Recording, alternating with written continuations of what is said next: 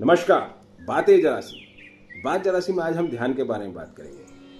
अपनी नज़रों का अपने मन पर होने को ध्यान कहते हैं। इसे इंग्लिश में माइंडफुलनेस भी कहा गया है। देखिए, कोई भी कार्य आप फोकस होकर करें वो ध्यान की कैटेगरी में आ जाएगा। जैसे अगर आप ब्रश कर रहे हैं तो आपका पूरा फोकस ब्रशिंग पर हो। ठीक उसी प्रकार अगर आप स्नान कर रहे हैं तो अपने ऊपर पानी को बहता हुआ फील करें। वैसे ही अगर आप खाना खा रहे हैं तो आपका पूरा ध्यान खाना खाने पर हो, उसके स्वाद पर हो और कोई सेकंड थॉट ना हो। तो ये सब ध्यान कहलाएगा।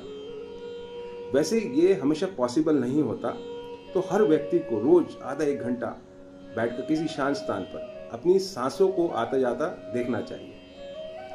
और जैसे ही आपका ध्यान डिस्ट्रैक्ट हो उसे वापस अपनी सांसों पर लेकर आए, तो यही ध्यान कहलाएगा। ध्यान बहुत ही पावरफुल होता है। ये इंसान को भगवान बनाने की कैपेसिटी भी रखता है। और हमारे सामने एग्जाम्पल है भगवान बुद्ध, भगवान महावीर। वो पैदा तो इंसान ही हुए थे, पर जब गए तो भगवान कहलाए। एक बार भगवान बुद्ध से किसी शिष्य ने पूछा कि ध्यान करने से मिलेगा क्या।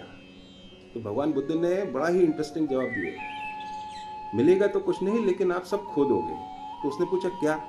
तो उन्होंने कहा, काम, क्रोध, मोह, माया, लोभ, अहंकार सब खो दोगे। और एक बार आपने सब खो दिया तो अपने आप ही सब चीज़ें मिल जाएगी। आपको मालूम है, ध्यान की इम्पोर्टेंस को देखते हुए यूएन ने 21 दिसंबर को हर साल वर्ल्ड मेडिटेशन डे रखा है।